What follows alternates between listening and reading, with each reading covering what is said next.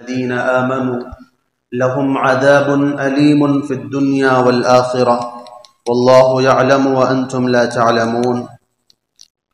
وقال النبي صلى الله عليه وسلم: الحياء شعبة من الإيمان، أو كما قال عليه الصلاة والسلام. صدق الله مولانا العظيم وصدق رسوله النبي الكريم، ونحن على ذلك لمن الشاهدين والشاكرين والحمد لله رب العالمين. اللهم صل على سيدنا محمد وعلى آل سيدنا محمد وبارك وسلم. اللهم صل على سيدنا محمد وعلى آل سيدنا محمد وبارك وسلم. اللهم صل على سيدنا محمد وعلى آل سيدنا محمد وبارك وسلم. لائق صد احترام بزرگوں، عزیز ساتھیوں اور دوستوں، اللہ تبارک و تعالی نے انسان کے اندر سب سے قیمتی جو جذبہ رکھا ہے وہ حیا ہے. انسانوں کے اندر اور جانوروں کے اندر جو سب سے بنیادی فرق ہے وہ حیا کا ہے کہ انسان اپنے حیا کی وجہ سے لباس پہنتا ہے. لباس کا ایک تو مقصد ہوتا ہے موسم کی شدت سے بدن کو محفوظ رکھنا. ٹھنڈیوں میں ٹھنڈی کا لباس اور گرمیوں میں گرمی کا لباس انسان اس لیے پہنتا ہے تاکہ موسم کے اثر سے بدن محفوظ رہے. لیکن لباس کا مقصد صرف اتنا ہی نہیں ہے. لباس کا جو سب سے اہم اور سب سے بڑا مقصد ہے وہ یہ ہے کہ ہم اپنے بدن کو چھپائیں، اپنے بدن کو ڈھانپیں. اس سے تو ہمیں زینت بھی حاصل ہوتی ہے، خوبصورتی حاصل ہوتی ہے، وہ الگ چیز ہے. لیکن جو لباس کا بنیادی مقصد ہے وہ بدن کو چھپانا ہے تاکہ بدن کی جو خوبیاں ہیں، خامیاں ہیں، اس کی جو بناوٹ ہے وہ دوسروں کو محسوس نہ ہو، دوسروں کو پتہ نہ چلے. اس لیے انسان لباس پہنتا ہے. تو یہ لباس چونکہ انسان کی حیا کی وجہ سے ہوتا ہے، اور حیا کہتے ہیں یہ حیات سے بنا ہے. حیات کے معنی آتے ہیں زندگی. مطلب یہ ہے کہ جس کے اندر جتنی زیادہ حیا ہوگی وہ جتنی زیادہ جس کا دل زندہ ہوگا اس کے اندر اتنی ہی زیادہ حیا ہوگی. اور بے حیائی گویا کہ دل کے مردہ ہو جانے کی نشانی ہے. بے حیا ہونا گویا کہ انسان کا دل مردہ ہو چکا ہے. اس لیے شریعت اسلام کے اندر حیا کو بہت زیادہ اہمیت دیا گیا ہے. رسول اللہ صلی اللہ علیہ وسلم نے اپنے ارشادات کے اندر، قرآن کریم کے اندر اللہ تبارک و تعالی نے مختلف مقامات پر ایمان والے مردوں کو اور ایمان والی عورتوں کو رسول اللہ صلی اللہ علیہ وسلم نے، اللہ تبارک و تعالی نے حیا کی تعلیم دی ہے. ہمارا عنوان چونکہ 2 ہفتوں سے چل رہا ہے اور یہ تھوڑا لمبا عنوان ہے، اس لیے اس کے لیے مزید ہمیں کچھ وقت کا انتظار کرنا پڑے گا. ابھی تک آپ کے سامنے 2 باتیں آ چکی ہیں. ایک بات جو پہلے ہفتے میں آئی تھی وہ تھی ایمان کی اہمیت کے عنوان پر کہ ایمان کی اہمیت کیا ہے. پھر پچھلے ہفتے میں جو آپ کے سامنے بات آئی تھی وہ تھی ایمان کے چھوڑنے کا نقصان کیا ہے، ایمان چھوڑنے کی وجہ سے سزا کیا ملے گی، اور قیامت کے دن انسان کو اس کی وجہ سے کیسے نقصانات کا سامنا کرنا پڑے گا اور کیسی ابدی دائمی ہمیشہ کے ناکامی بربادی کا سامنا کرنا پڑے گا. یہ باتیں آپ کے سامنے اب تک 2 ہفتوں میں آ چکی ہیں. موجودہ دور میں خاص طور سے جو مسلم معاشرے کا سب سے بڑا المیہ ہے اور سب سے بڑا جو تکلیف دہ مسئلہ جو ہے وہ ہے مسلمان لڑکیوں کا غیر مسلم لڑکوں کے ساتھ رشتہ کرنا، ان سے تعلقات قائم کرنا، ان سے شادیاں کرنا اور ایمان کو چھوڑ کر، اسلام کو چھوڑ کر ایک اللہ کی عبادت کو چھوڑ کر کفر کے دامن میں چلے جانا، بت پرستی کو اختیار کر لینا، شرک کو اختیار کر لینا، اور جس کا نتیجہ کیا ہوگا کہ ہمیشہ ہمیشہ کی جہنم۔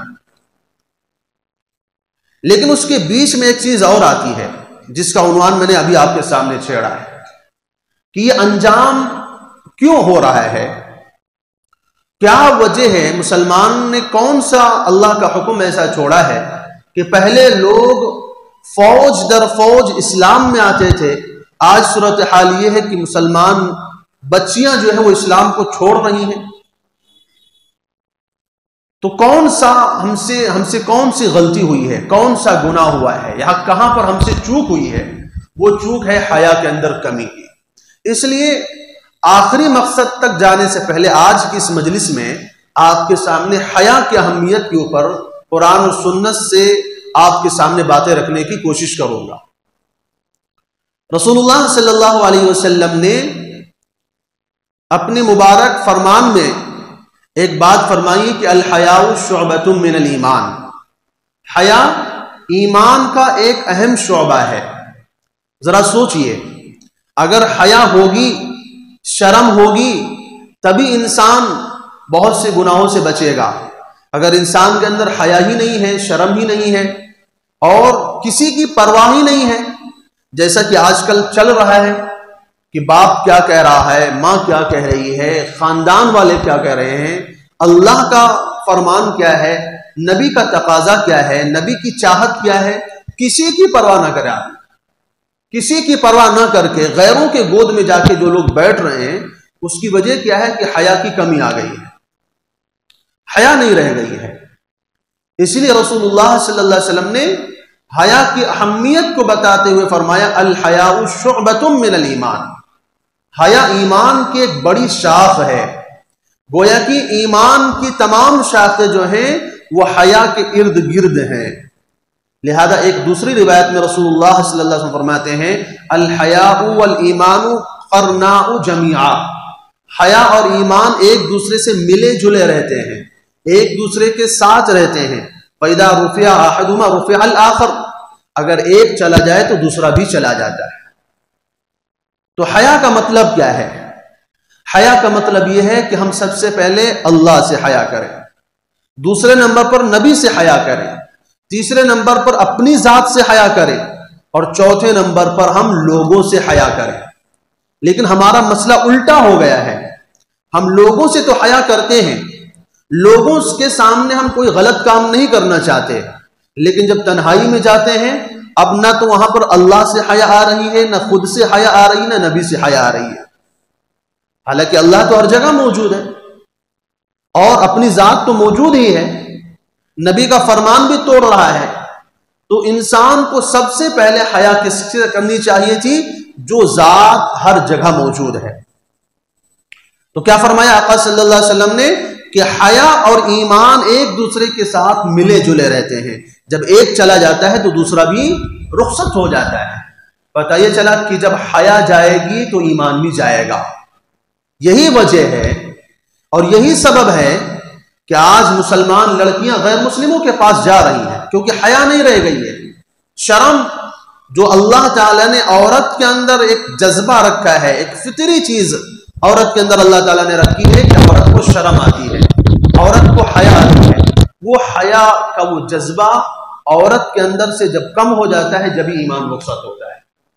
اس لیے کہتے ہیں، ایک صحابی فرماتے ہیں کہ رسول اللہ صلی اللہ علیہ وسلم نے فرمایا کہ ہم لوگوں نے انبیاء علیہ السلام کے کلام کے اندر جو باتیں پائی ہیں ان میں سے ایک بات یہ بھی ہے کہ اذا لم تستحی فاصنع ما شئت، جس کو فارسی زبان میں کہا گیا کہ بے حیا باش و ہرچے خواہی کن، کہ جب تمہارے اندر حیا نہ رہے، جب تمہارے اندر شرم نہ رہے تو جو دل چاہے کرو، پھر تمہیں کوئی روکنے والا نہیں، کوئی ٹوکنے والا نہیں، کیونکہ کسی کی پرواہ نہیں ہے، نہ اللہ کا ڈر ہے، نہ نبی کی پیشی، نبی کا سامنے کا ڈر ہے، نہ تو اللہ اپنے گھر والوں کے خاندان کا ڈر ہے، نہ عزت کی پرواہ ہے، نہ معاشرے کی پرواہ ہے، نہ مذہب کی پرواہ ہے، نہ ایمان کی پرواہ ہے، نہ قرآن کی پرواہ ہے، کسی چیز کی پرواہ نہیں، ساری چیزوں کو لات مار کر اور چند دنوں کے جذبات کی تسکین کے لیے،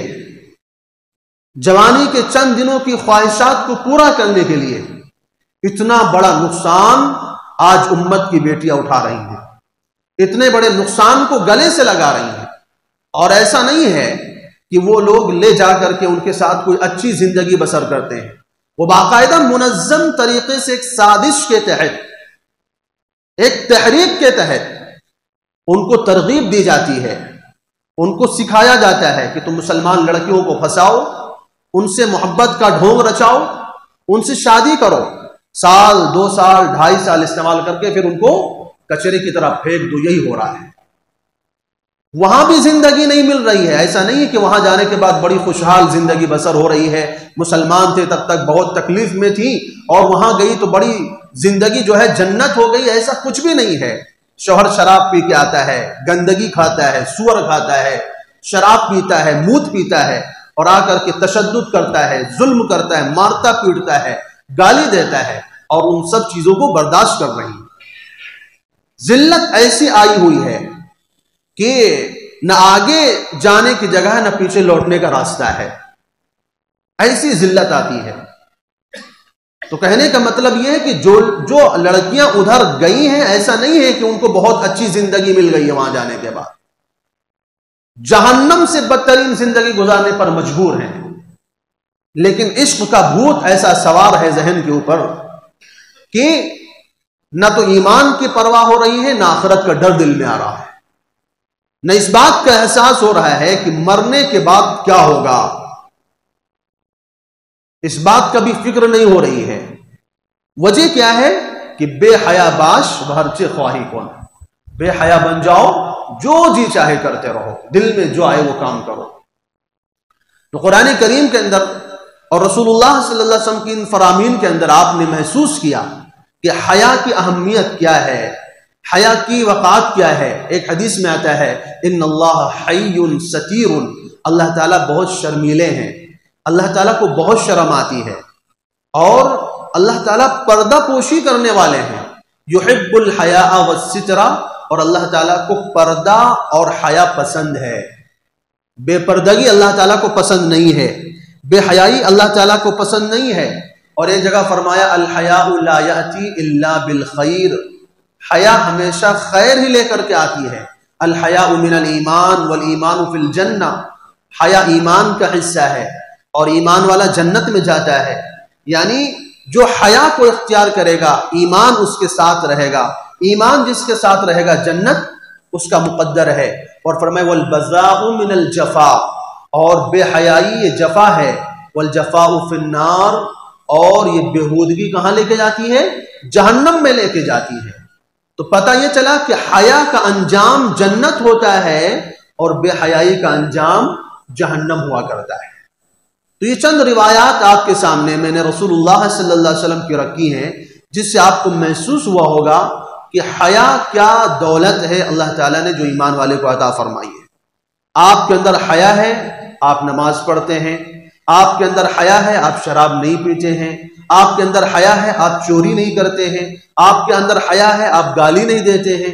جیسے جس کے اندر جتنی زیادہ حیا ہوگی وہ اتنا ہی زیادہ اللہ کی بھی پرواہ کرے گا، لوگوں کی بھی پرواہ کرے گا۔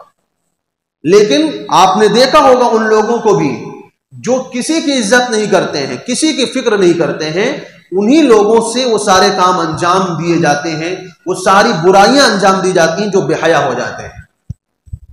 اس لیے حیا اور ایمان کا یہ سمجھ لیجئے کہ دامن اور چولی کا ساتھ ہے۔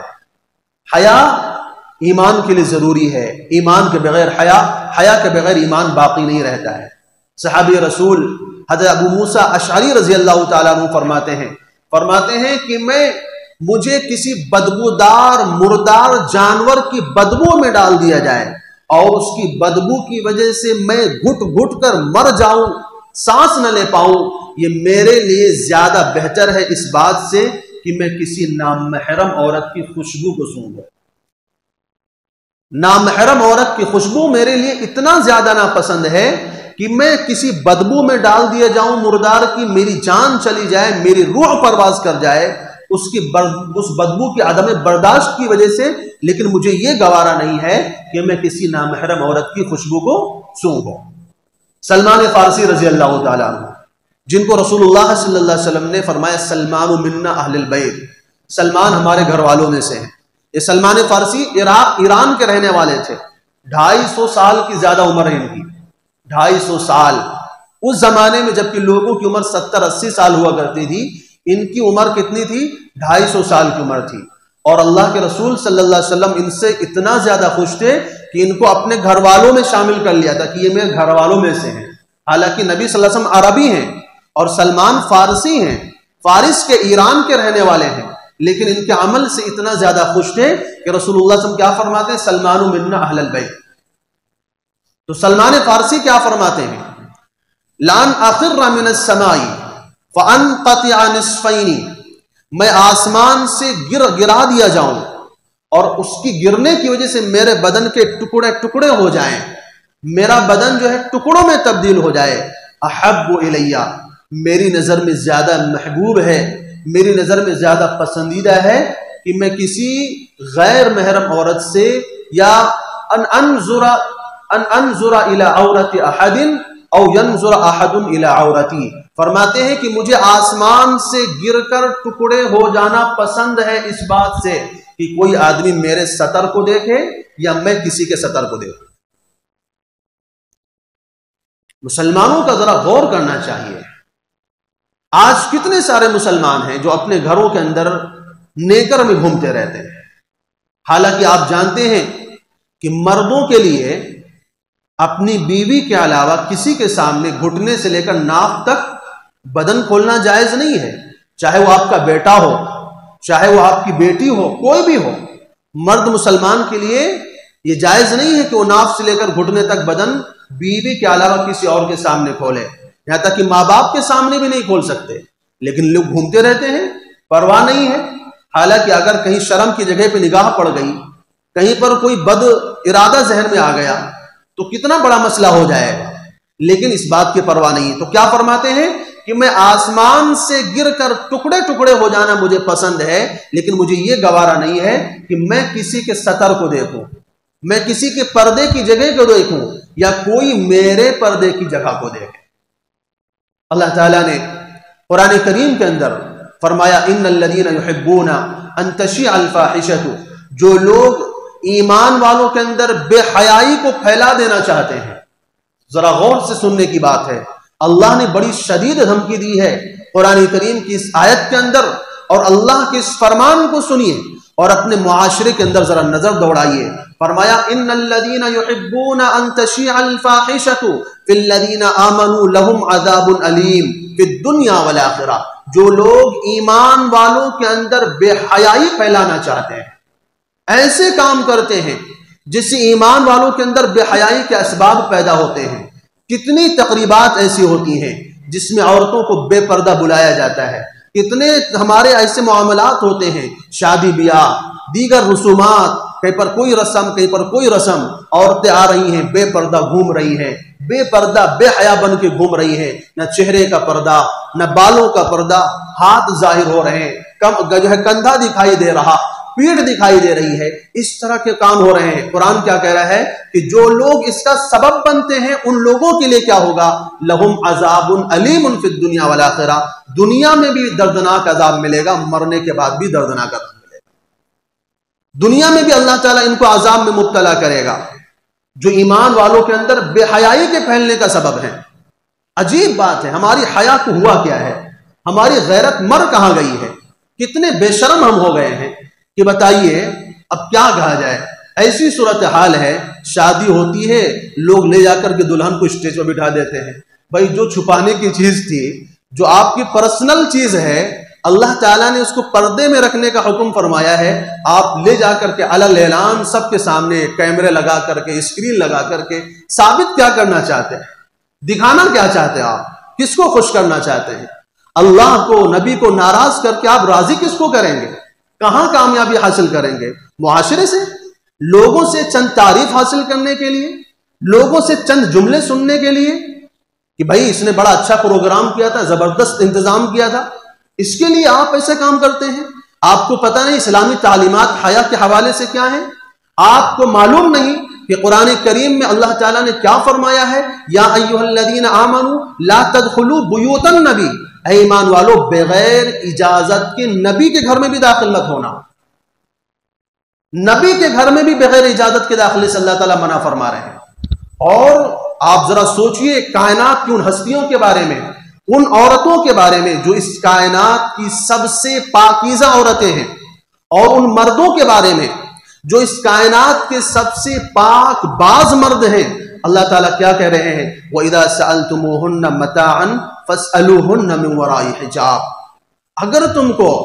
اگر تم کو نبی کی بیویوں سے بھی کچھ مانگنے کی ضرورت پڑ جائے، اولاً تمہیں اجازت نہیں ان کے پاس جانے کی، ان کو دیکھنے کی، ان کے سامنے آنے کی، ان کو جو ہے ان سے بات چیت کرنے کی، لیکن اگر کبھی ضرورت پڑ جائے، کبھی کوئی مجبوری پیش آ جائے، کوئی مسئلہ معلوم کرنا پڑ جائے، کوئی حاجت پیش آ جائے، تو فرمایا وَإِذَا سَأَلْتُمُوهُنَّ مَتَاعًا فَاسْأَلُوهُنَّ مِنْ وَرَاءِ حِجَابٍ۔ فرمایا پردے کے پیچھے سے کچھ بھی پوچھا کرو، سامنے نہیں آنا، نظروں کے سامنے نہیں آنا، چہرہ سامنے نہیں آنا، پردے کے پیچھے سے اللہ تعالیٰ کرے مانگو۔ اور ہم اور آپ ہیں جو پتہ نہیں کس کو خوش کرنا چاہ رہے ہیں۔ تو بات دیکھیے، ذرا سوچئے، اللہ کو ذرا غور کیجئے اللہ کے اس فرمان کی اہمیت کو، اور اپنے پیسوں کو ایسے فضول خرچوں میں ضائع مت کیجئے، اللہ کی دی ہوئی دولت کو برباد مت کیجئے۔ اللہ تعالیٰ اس کے بارے میں بھی پوچھے گا، حساب لے گا تم سے۔ کیا فرما رہے ہیں کہ نبی کی عورتیں، اچھا نبی کی عورتیں عام عورتیں نہیں ہیں، قرآن کہتا ہے ازواجہ امہاتہم، نبی جو ہے وہ پوری امت کا روحانی باپ ہوتا ہے، اور نبی کی بیویاں جو ہیں پوری امت کی مائیں ہوا کرتی ہیں، ماں ہوتی ہے نبی کی بیوی، ہمارے اور آپ کی ماں ہے، اس لیے ہم کہتے ہیں امہات المومنین، ام المومنین عائشہ، ام المومنین خدیجہ، ام المومنین حفصہ، ام المومنین صفیہ، ام المومنین جویریہ رضی اللہ عنہن۔ ہم ان کو مسلمانوں کی ماں کہتے ہیں، وہ ہماری بھی ماں ہے، آپ کی بھی ماں ہے، پوری امت کی ماں ہے۔ لیکن جو امت کی مائیں ہیں ان کی بیویوں سے کسی کو شادی کرنے کی اجازت نہیں ہے۔ قرآن کہتا ہے وَلَا أَن تَنكِحُوا أَزْوَاجَهُ مِن بَعْدِهِ أَبَدًا، نبی کی بیویوں سے کوئی شادی نہیں کر سکتا نبی کے انتقال کے بعد۔ کیوں؟ وجہ کیا ہے؟ کیوں شادی نہیں کر سکتا؟ کیا آپ اپنی ماں سے شادی کر سکتے ہیں؟ نہیں کر سکتے نا۔ تو نبی کی بیوی پوری امت کی ماں ہے، اس بیوی سے بھی کوئی شادی نہیں کر سکتا۔ لیکن اس ماں کے سامنے بھی جب اللہ تعالیٰ جانے کا حکم فرما رہے ہیں تو یہ کہہ رہے ہیں کہ وَإِذَا سَأَلْتُمُوهُنَّ مَتَاعًا فَاسْأَلُوهُنَّ مِنْ وَرَاءِ حِجَابٍ، جب بھی کچھ مانگنا ہو تو کیا کرو؟ پردے کے پیچھے سے مانگنا۔ اور فرمایا یا ایھا النبی قل لأزواجک وبناتک ونساء المؤمنین یدنین علیہن من جلابیبہن، اسلام کا پردے کا جو حکم ہے اور اسلام کی جو تعلیمات ہیں ان کا مقصد یہ ہے کہ عورتیں، مسلمانوں کی عورتیں جو ہیں وہ گھروں کے اندر رہا کریں، بلا وجہ، بلا ضرورت، بغیر کسی مقصد کے باہر گھومنا، ادھر ادھر پارکوں کے چکر لگانا، میلوں کے اندر گھومنا، بازاروں کے چکر لگانا۔ اب تو صورتحال یہ ہے کہ مرد گھر کی حفاظت کرتا ہے، عورت جاتی شاپنگ کر کے آتی ہے۔ یہی تو صورتحال ہے۔ عورت کو مرد کے بغیر اللہ تعالیٰ نے گھر سے نکلنے سے منع فرمایا ہے۔ فرمایا وَقَرْنَ فِي بُيُوتِكُنَّ، گھر میں رہا کرو، بلا ضرورت باہر جانے کی ضرورت نہیں ہے۔ حضرت سودا رضی اللہ تعالیٰ عنہ نبی صلی اللہ علیہ وسلم کی اہلیہ ہیں، ہم آپ کی ماں ہیں۔ فرماتے ہیں کہ ان سے کسی نے پوچھا کہ دیگر بیویاں رسول اللہ صلی اللہ علیہ وسلم کی حج کرنے کے لیے جاتی ہیں، آپ کیوں نہیں جاتی حج کرنے کے لیے؟ نبی کے انتقال کی بات ہے، نبی صلی اللہ علیہ وسلم جب دنیا سے تشریف لے جا چکے ہیں اس وقت کی بات ہے۔ کسی نے پوچھا کہ دیگر عورتیں، آپ کی بہنیں جو ہیں وہ حج کرنے کے لیے جا رہی ہیں، آپ کیوں نہیں جاتی ہیں؟ تو انہوں نے کہا کہ میں نے حج فرض ادا کر لیا ہے، عمرہ بھی نبی کے ساتھ ادا کر لیا ہے، اب میرے اوپر حج فرض نہیں ہے، اور اللہ تعالیٰ نے مجھے حکم فرمایا ہے کہ گھر میں رہا کرو، لہذا میں اپنے شوہر کے گھر سے تبھی نکلوں گی جب میرا جنازہ نکلے گا۔ روایت میں موجود ہے، فرماتے ہیں کہ جب تک حضرت سودا رضی اللہ تعالیٰ عنہ کا جنازہ نہیں نکلا وہ اس گھر سے باہر تشریف نہیں لائی جس گھر کے اندر وہ رہا کرتی تھی۔ یہ تھی ہماری اور آپ کی مائیں۔ اور ایک آج اور کل کی مائیں جو ہیں اللہ کی پناہ ہے کہ میں نے بتایا کہ مرد گھر کی حفاظت کرتا ہے، عورت جاتی شاپنگ کر کے آتی، یہ صورتحال ہے۔ تو اسلام کا جو مقصد ہے وہ یہ ہے کہ باہر کی ضروریات مرد پورا کرے. کچھ خرید کر کے لانا ہے، کاروبار کرنا ہے، تجارت کرنا ہے، کہیں آنا جانا ہے، کسی تقریب کے اندر جانا ہے، تو اسلام نے یہ نہیں کہا کہ عورت جا ہی نہیں سکتی. جائے تو مرد کے ساتھ جائے، اپنے کسی محرم کے ساتھ جائے، پردے کا خیال رکھتے ہوئے جائے، بے پردگی نہ ہو، بے شرمی نہ ہو. ایسا نہ ہو کہ اس کا لباس کوئی دیکھ لے، ایسا نہ ہو کہ اس کے بدن کو کوئی دیکھ لے، ایسا نہ ہو کہ اس کے چہرے کو کوئی دیکھ لے، ایسا نہ ہو کہ اس کے بالوں کو کوئی دیکھ لے. ان ساری چیزوں کا لحاظ کرتے ہوئے جائے. اور فرمایا بلا ضرورت جانے کی ضرورت ہی نہیں ہے. قرنا فی بیوتکن، اپنے گھر کے اندر رہا کرو. ولا تبرجن تبرج الجاہلیہ، اور فرمایا جیسے جاہلیت کے زمانے میں عورتیں پھرا کرتی تھی اس طرح پھرو مت. گھروں کے اندر رہو، چراغ خانہ بنو.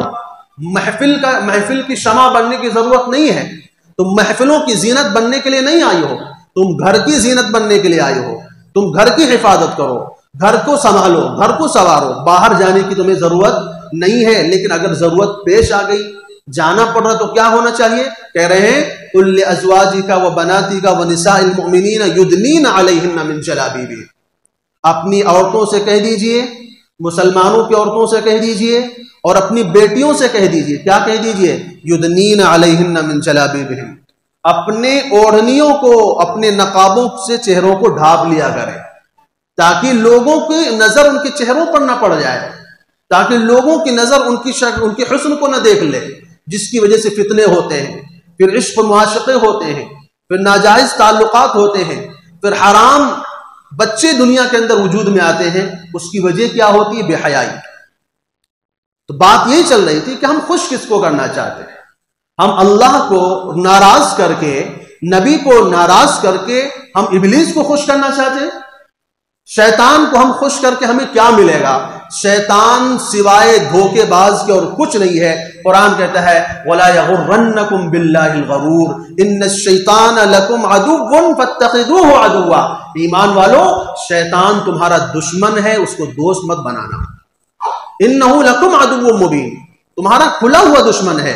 وَلَا يَغُرَّنَّكُمْ بِاللَّهِ الْغَرُورُ، اور تم کو یہ دھوکے باز کہیں دھوکے میں نہ ڈال دے، تم بربادی کو کہیں کامیابی نہ سمجھنے لگ جاؤ، اللہ کی غضب کو، اللہ کے غصے کو تم نے اس کی خوشی کے نہ سمجھنے لگ جاؤ، اور اپنی سعادت نہ سمجھنے لگ جاؤ. اس لیے اللہ تعالیٰ نے کہا ہرگز ایسا نہیں ہونا چاہیے. یہ ابلیس تمہیں دھوکے میں نہ ڈالنے پائے. ابلیس کے دھوکے میں نہیں آنا کبھی. ابلیس تمہیں برباد کرنا چاہتا ہے، شیطان تمہیں برباد کرنا چاہتا ہے. غور کیجئے آدم علیہ السلام کے واقعے کو. آدم علیہ السلام سے شیطان نے دشمنی کا اعلان کیا، اور اس کے بعد کیا ہوا تھا؟ ابلیس نے آدم علیہ السلام کو جنت کا پھل کسی طرح کھلا دیا. اس کا نتیجہ کیا ہوا؟ قرآن کہتا ہے فَدَلَّاهُمَا بِغُرُورٍ فَلَمَّا ذَاقَا الشَّجَرَةَ بَدَتْ لَهُمَا سَوْآتُهُمَا وَطَفِقَا يَخْصِفَانِ عَلَيْهِمَا مِنْ وَرَقِ الْجَنَّةِ. ابلیس کا مقصد ہے کہ تمہارا لباس اتروا دے. آدم علیہ السلام نے جب جنت کا پھل کھایا تو جنت کا پھل کھانے کے نتیجے میں آدم علیہ السلام کے بدن کے اوپر جو جنت کا لباس تھا وہ کیا ہو گیا؟ اتار دیا گیا. جنت کا لباس چھین لیا گیا. اب آدم علیہ السلام اپنے بدن کو جنت کے پتوں سے چھپا رہے تھے. طفقا یخصفان علیہما من ورق الجنہ، قرآن کہتا ہے. تو شیطان ہمیں بے حیا بنا کر ہمارا لباس اتارنا چاہتا ہے، ہماری حیا کو ختم کرنا چاہتا ہے. ہماری غیرت کا وہ دشمن ہے، ہماری اسلامی غیرت کا وہ دشمن ہے. اس لیے اللہ تعالیٰ نے فرمایا کہ جو لوگ مسلمانوں کے اندر بے حیائی پھیلاتے ہیں یا بے حیائی پھیلنے کا سبب بنتے ہیں، جو لوگ ایسی تقریبات کرتے ہیں جس کے اندر بے حیائی ہوتی ہے، ان سب کے لیے اللہ تعالیٰ کا اعلان سن لیجئے. یہ کسی مولوی کا فتویٰ نہیں ہے، یہ اللہ کا فتویٰ ہے. فرماتے ہیں لہم عذاب علیم فی الدنیا والآخرہ، ایسے لوگوں کو دنیا میں بھی عذاب اللہ کا نازل ہوگا اور آخرت میں بھی اللہ کا عذاب نازل ہوگا. تو یہ چند روایات اور آیات سے آپ کے سامنے میں نے حیا کی اہمیت کو پیش کیا ہے. اب چند واقعات بھی آپ کے سامنے رکھنا چاہوں گا تاکہ مزید اس کی وضاحت ہو جائے. موسیٰ علیہ السلام کے بارے میں آتا ہے حدیثوں کے اندر کہ بہت زیادہ باحیا تھے. اتنے زیادہ باحیا تھے کہ ہمیشہ پورے بدن کو جو ہے لپیٹ کر کے کپڑوں سے رکھتے تھے. جو ان کے بدخواہ تھے، جو ان کے برا چاہنے والے تھے، جو ان کے دشمن تھے، انہوں نے ایک افواہ پھیلا دی موسیٰ علیہ السلام کے بارے میں کہ نعوذ باللہ موسیٰ علیہ السلام کے بدن میں شاید کوئی بیماری ہے کوڑھ کا مرض ہے یا برس کا مرض ہے یا کوئی مرض ہے جس کی وجہ سے ہمیشہ اپنے بدن کو کیا کرتے ہیں؟ چھپا کر کے رکھتے ہیں، لوگوں کو پتہ نہ چلنے پائے۔ اب موسیٰ علیہ السلام کو اس کی وجہ سے تکلیف بھی ہوتی تھی، لیکن شرم اور حیا ایسی چیز تھی کہ لباس کو ہٹنے نہیں دیتے تھے۔ کہتے ہیں کہ ایک مرتبہ موسیٰ علیہ السلام پردے کے اندر غسل فرما رہے تھے، ایک پتھر کے اوپر انہوں نے اپنے کپڑے کو رکھ دیا۔ اللہ تعالیٰ کی مرضی یہ ہوئی کہ موسیٰ علیہ السلام کے اوپر جو الزام لگا رہے ہیں وہ الزام ہٹ جائے۔ پتھر کو اللہ نے حکم دیا، پتھر کپڑے لے کر بھاگنے لگا۔ اب موسیٰ علیہ السلام ہو سکتا ہے جو کہتے ہیں لباس جو غسل کے ٹائم پر انہیں جو تھوڑا بہت پہنا ہو اس کو پہنے ہوئے اس پتھر کے پیچھے پیچھے دوڑ رہے ہیں اور اسے کہہ رہے صوبی حجرو صوبی حجرو صوبی حجرو، اے پتھر میرا کپڑا لے کے کہاں جا رہا، اے پتھر میرا کپڑا لے کے کہاں جا رہا، ٹھہر میرا کپڑا دے۔ لیکن کہتے پتھر ہے کہ رکنے کا نام نہیں لے رہا، اور پتھر ٹھہرا تو کہاں جا کے ٹھہرا؟ جہاں پر بہت سارے لوگوں کا مجمع تھا۔ اب موسیٰ علیہ السلام جو کبھی اپنا بدن ظاہر نہیں کرتے تھے، بدن کے اوپر صرف سطر چھپا ہوا ہے اور پورا بدن کھلا ہوا ہے، لوگوں نے دیکھا انتہائی خوبصورت بدن ہے، داغ دھبے کا نام نشان نہیں ہے، انتہائی حسن و جمال کا پیکر بدن ہے۔ لوگوں نے دیکھ لیا اور ان کا اشکال دور ہو گیا۔ موسیٰ علیہ السلام نے غصے میں اس پتھر کو لاٹھی اتنی زور سے ماری، کہتے 4-5 جگہ اس کو نشانات پڑ گئے۔ یہ رسول اللہ صلی اللہ علیہ وسلم کی حدیث بتاتی ہے، قرآن کے اندر اس کا تذکرہ ہے۔ اللہ تعالیٰ فرماتے ہیں یا ایھا الذین آمنوا لا تکونوا کالذین آذوا موسیٰ فبرأہ اللہ مما قالوا، اے ایمان والو تم ان لوگوں کی طرح مت بن جاؤ جنہوں نے موسیٰ علیہ السلام کو تکلیف پہنچائی تھی، اذیت دی تھی، ایسی باتیں ان کے بارے میں کر کر۔ فبرأہ اللہ مما قالوا، تو اللہ تعالیٰ نے موسیٰ علیہ السلام کو ان کی باتوں سے نجات عطا فرمائی، برات نصیب فرمائی۔ رسول اللہ صلی اللہ علیہ وسلم کو آپ جانتے ہیں کہ آپ ایسے معاشرے کے اندر پیدا ہوئے، ایسے معاشرے کے اندر آپ کا جنم ہوا کہ جو معاشرہ تمام برائیوں کے ساتھ ساتھ بے حیائی اس کے اندر چرم کے اوپر تھی۔ ایسے بے حیائی کے کام انجام دیے جاتے تھے کہ لوگ کسی کی پرواہ نہیں کرتے تھے، اور جو طوائف عورتیں ہوا کرتی تھی وہ اپنے گھروں پہ جھنڈے لگا کے رکھتی تھی کہ جو جب چی چاہے آ جائے، اپنی خواہش پوری کرے، در کھلا ہوا ہے۔ ایسے ماحول میں بھی رسول اللہ صلی اللہ علیہ وسلم نے کبھی بھی حیا کو اپنے آپ سے دور نہیں ہونے دیا۔ جب خانہ کعبہ کی تعمیر چل رہی ہے، نبی صلی اللہ علیہ وسلم چھوٹے بچے تھے، 6 یا 7 سال کی عمر رہی ہوگی، کہتے ہیں نبی صلی اللہ علیہ وسلم بھی اپنے کندھوں کے اوپر چھوٹے چھوٹے پتھر اٹھا کے لا رہے ہیں، تو کندھے زخمی ہو رہے ہیں۔ آپ کے چچا نے کیا کہ آپ نے جو لنگی باندھی ہوئی تھی اس لنگی کو کھول کر کے کندھے پر رکھ دیا، نبی صلی اللہ علیہ وسلم وہیں بے ہوش ہو گئے 6 سال کی عمر کے اندر۔ ذرا سوچئے نبی کے حیا کا عالم کیا تھا۔ 6 سال کی عمر کا بچہ ہو اور اس کا سطر کھل جائے، اس کا بدن کھل جائے، وہ بے ہوش ہو جائے، سوچئے حیا کی کیسی بلندی تھی آپ کے اندر۔ اس لیے حضرت عائشہ رضی اللہ تعالیٰ عنہ فرماتی ہیں کان النبی صلی اللہ علیہ وسلم اشد حیاء من العذراء فی خدرہا، فرمایا نبی صلی اللہ علیہ وسلم پردہ دار لڑکی سے بھی زیادہ پردہ کرنے والے تھے، زیادہ شرم و حیا والے تھے۔ آپ کے اہلیہ کا بیان ہے کہ ہم نے اتنے دن رسول اللہ صلی اللہ علیہ وسلم کے ساتھ زندگی گزاری، نبی نے کبھی نہ میرا سطر دیکھا نہ میں نے کبھی نبی کا سطر دیکھا ہے۔ شرم کا یہ عالم ہے۔ حالانکہ میاں بیوی کے درمیان کوئی پردہ اللہ نے نہیں رکھا ہے، عورت شوہر کا پردہ سطر دیکھ سکتی ہے اور شوہر جو ہے بیوی کا سطر دیکھ سکتا ہے، لیکن نبی صلی اللہ علیہ وسلم کی حیا کا یہ عالم تھا کہ نہ تو آپ نے بیویوں کا سطر دیکھا تھا اور نہ ہی بیویوں نے آپ کا سطر کبھی دیکھا تھا۔ یہ حضرت عائشہ رضی اللہ تعالیٰ عنہ کا بیان ہے۔ تو نبی صلی اللہ علیہ وسلم کی حیا کا یہ عالم ہے۔ عثمان رضی اللہ تعالیٰ عنہ کہتے ہیں انتہائی حیا والے کی جن کے بارے میں نبی صلی اللہ علیہ وسلم نے فرمایا کہ عثمان سے فرشتے بھی حیا کرتے ہیں۔ کہتے ہیں ایک مرتبہ رسول اللہ صلی اللہ علیہ وسلم بیٹھے ہوئے تھے، آپ کے پیروں کا کچھ حصہ یعنی پنڈلی وغیرہ کھلی ہوئی تھی، ابو بکر رضی اللہ تعالیٰ عنہ آئے، اجازت لے کر کے بیٹھ گئے، پھر عمر رضی اللہ تعالیٰ عنہ آئے، اجازت لے کر کے بیٹھ گئے، تیسرے شخص آنے والے تھے حضرت عثمان رضی اللہ تعالیٰ عنہ۔ جب انہوں نے اجازت مانگی اندر آنے کے لیے تو نبی صلی اللہ علیہ وسلم نے پہلے اپنے بدن کو کپڑے سے چھپا لیا، اس کے بعد ان کو اندر آنے کی اجازت دی، آئے بیٹھے، اس کے بعد چلے گئے۔ حضرت عائشہ رضی اللہ تعالیٰ عنہ نے نبی صلی اللہ علیہ وسلم سے پوچھا کہ ابو بکر آئے آپ نے کپڑے کو درست نہیں کیا، عمر آئے آپ نے کپڑے کو درست نہیں کیا، عثمان آئے تو آپ نے ایسا کیوں کیا کہ آپ اپنا کپڑا درست کرنے لگے؟ تو نبی صلی اللہ علیہ وسلم نے فرمایا میں اس بندے سے حیا کیوں نہ کروں جس سے فرشتے بھی حیا کرتے ہیں، جس سے فرشتے بھی حیا کرتے ہیں۔ نبی صلی اللہ علیہ وسلم کی اہلیہ حضرت عائشہ رضی اللہ تعالیٰ عنہ، آپ کے حیا کا عالم کیا تھا کہ حضرت عائشہ فرماتی ہیں کہ جب رسول اللہ صلی اللہ علیہ وسلم کو میرے حجرے میں دفن کیا گیا، میں اسی حجرے میں رہا کرتی تھی، اسی میں لباس تبدیل کر لیا کرتی تھی کیونکہ وہ میرے شوہر ہیں۔ اس کے بعد کہتے ہیں اسی حجرے میں لا کر آپ کے والد حضرت ابو بکر کو دفن کیا گیا، حضرت عائشہ کے والد تھے وہ، کہتے اس وقت بھی میں نے پردہ نہیں کیا، لیکن جب عمر رضی اللہ تعالیٰ عنہ کو لا کر اس میں دفن کیا گیا تو اب فرماتی کہ میں اس کمرے میں بغیر مکمل لباس کے کبھی داخل نہیں ہوئی۔ وجہ کیا ہے کہ پہلے اس کے اندر میرے شوہر مدفون تھے، میرے والد مدفون تھے، اس لیے میں اس میں جا کر کے اتنا زیادہ پردے کا اہتمام نہیں کرتی تھی، لیکن اب چونکہ اس میں عمر رضی اللہ تعالیٰ عنہ بھی مدفون ہیں اور عمر میرے محرم نہیں ہیں، اس لیے اب میں بغیر پردے کے اس کمرے میں داخل نہیں ہوتی جس کمرے کے اندر وہ لوگ مدفون ہیں، دنیا میں موجود نہیں ہیں، قبر کے اندر موجود ہیں، لیکن اس کمرے میں بغیر حیا کے داخل ہونا گوارا نہیں ہے۔ یہ ہمارے اور آپ کی مائیں ہیں جو ہمارے اور آپ کے لیے نمونہ بنائی گئی ہیں، ہماری اور آپ کی عورتوں کے لیے یہی نمونہ ہے، اور انہی کے نقش قدم پر چل کر کے ہم کامیابی حاصل کر سکتے ہیں۔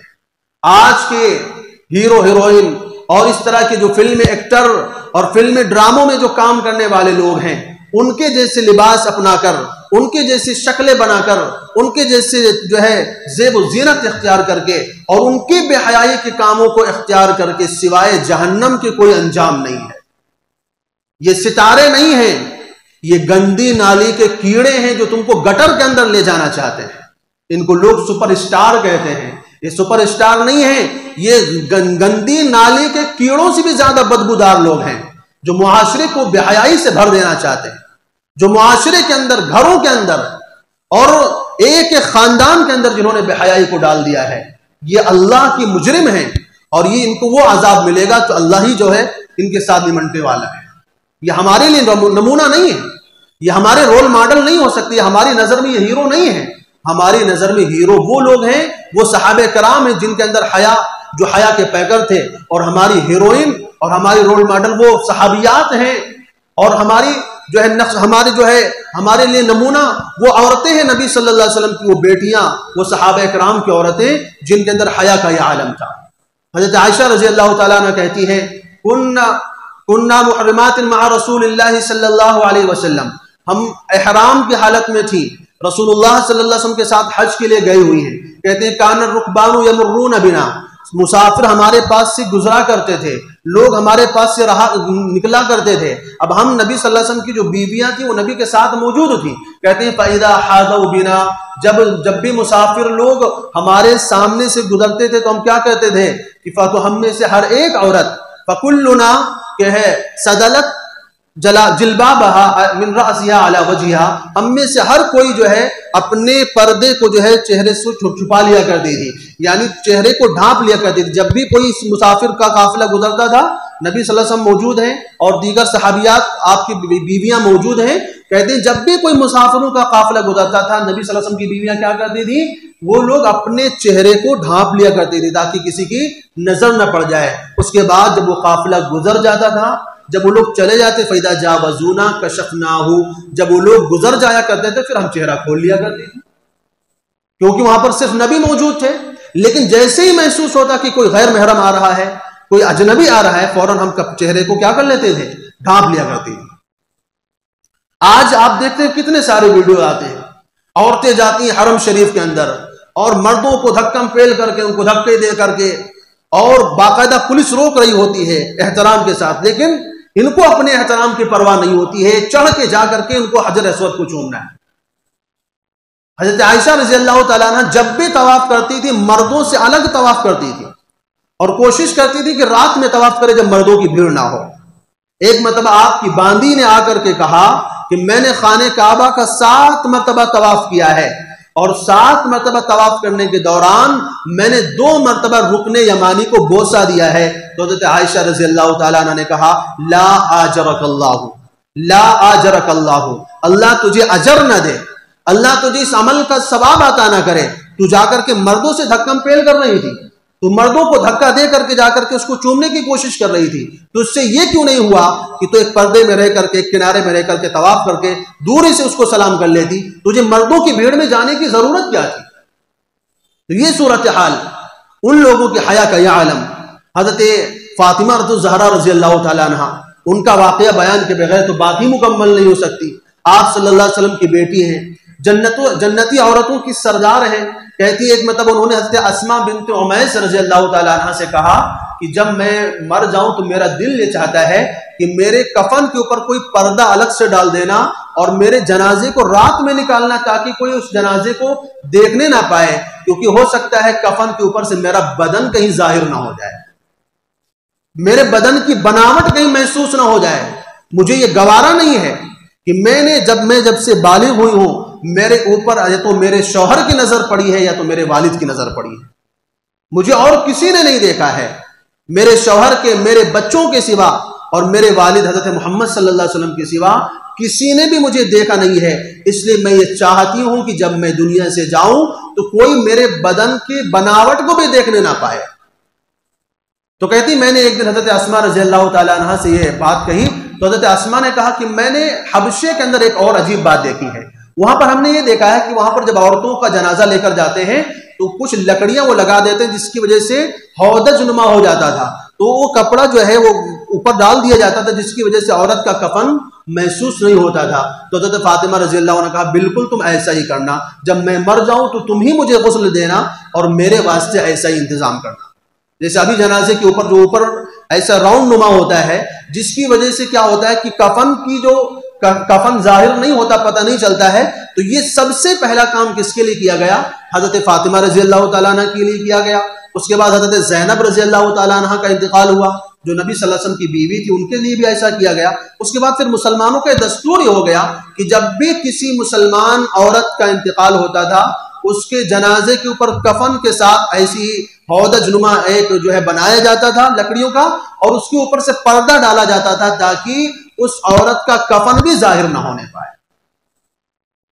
تو یہ وہ عورتیں ہیں جن کو اللہ تعالیٰ نے جنت کا وارث بنایا ہے، یہ وہ عورتیں ہیں جن کو اللہ تعالیٰ نے جنت کا سردار بنایا ہے، اور انہی عورتوں کے نقش قدم پر اگر چلیں گی تو ہی کامیابی ملنے والی ہے۔ اور اگر دنیا والوں کو خوش کرنے کے لیے اللہ کو ناراض کر لیں گے، اللہ کے رسول کو ناراض کر لیں گے، تو میرے دوستو کامیابی ہمارے سامنے آنے والی نہیں ہے۔ اللہ کو ناراض کر کے معاشرے کی نظر میں ہم کتنے اچھے کیوں نہ بن جائیں، معاشرے کی نظر میں کتنے ہم جو ہے مقرب کیوں نہ بن جائیں، محترم کیوں نہ بن جائیں، عزت والے کیوں نہ بن جائیں، لیکن اللہ کی نظر میں ہمیں عزت تبھی مل سکتی ہے جب ہم ان لوگوں کے نقش قدم پر چلیں گے۔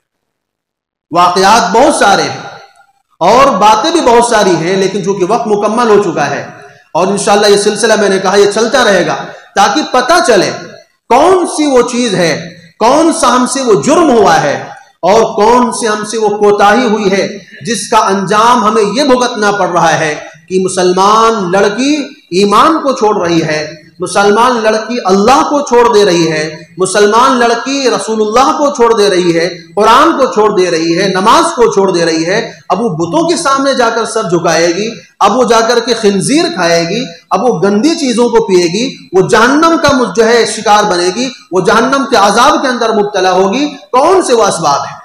تو ان اسباب میں سے ایک سبب وہ ہے جو آج آپ کے سامنے رکھا گیا ہے کہ جب حیا جاتا ہے تو نبی صلی اللہ علیہ وسلم فرماتے ہیں ایمان چلا جاتا ہے۔ ایک روایت میں آقا صلی اللہ علیہ وسلم نے فرمایا کہ جب اللہ تعالیٰ کسی قوم کے اوپر اپنا عذاب نازل فرمانا چاہتے ہیں تو اس قوم کے اندر بے حیائی کو ڈال دیتے ہیں۔ تو اس بے حیائی کے چنگل سے اپنے آپ کو ہمیں نکالنا ہے، اپنی عورتوں کو، اپنی بچیوں کو، اور خاص طور سے نوجوان لڑکیوں کو، اور خاص طور سے ان لڑکیوں کو جو کالجوں اسکولوں میں پڑھنے جاتی ہیں، انہیں حیا کا درس دینا ہوگا، حیا کا پاٹھ پڑھانا پڑے گا، حیا کا سبق پڑھانا پڑے گا تاکہ ان کی نظر میں ایمان کی اہمیت رہے، اسلام کی اہمیت رہے، مرنے کے بعد آنے والی زندگی کا پتہ رہے۔ ایسا نہ ہو کہ چند دنوں کی عاشقی کی خاطر ہمیشہ ہمیشہ کے عذاب کا وہ شکار بن جائے۔ تو اس لیے سلسلہ انشاءاللہ ابھی چلتا رہے گا کیونکہ ہمارے سامنے بقرعید کے آنے میں بھی وقت ہے، اور آپ کے سامنے میں واضح کرنے کی کوشش کروں گا کہ یہ وہ اسباب ہیں، یہ وہ چیزیں ہیں جن کی وجہ سے آج ہماری بچیاں، ہماری بہنیں، ہماری لڑکیاں جو ہیں وہ ارتداد کا شکار ہو رہی ہیں، مرتد ہو رہی ہیں، اور ان سے بچانا یہ ہماری اور آپ کی ہر ایک کی ذمہ داری ہے۔ آج کا سب سے بڑا مسئلہ یہی ہے کہ کس طرح مسلمان لڑکیوں کو غیر مسلموں کے چنگل سے ہم بچا سکتے ہیں، انہیں چھڑا سکتے ہیں۔ اللہ تبارک و تعالی ہم سب کی ایمان کی حفاظت فرمائے، حیا کی